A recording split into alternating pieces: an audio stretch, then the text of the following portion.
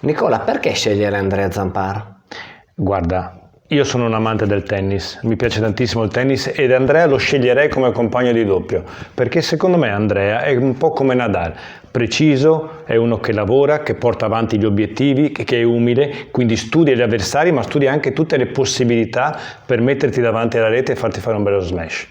Ciao a tutti e benvenuti alla nuova puntata del Ponte Risponde. Siamo alla quinta intervista e oggi intervistiamo Nicola Bergantin, capogruppo della lista Al Ponte, consigliere uscente e grandissimo sostenitore appunto della lista.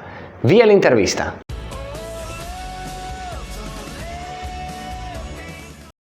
Quale miglior consiglio per questa nuova avventura di Andrea?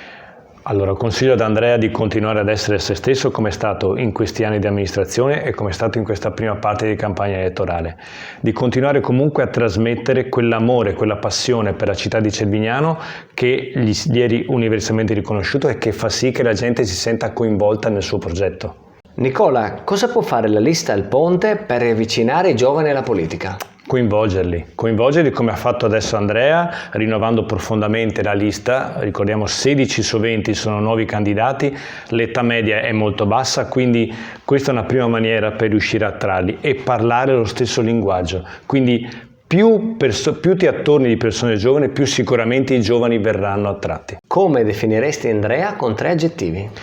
Utilizzare solo 3 aggettivi per Andrea non è semplice. Sicuramente Andrea è una persona che riesce ad avere una visione d'insieme della situazione e riesce a cogliere i mezzi idonei per raggiungere l'obiettivo.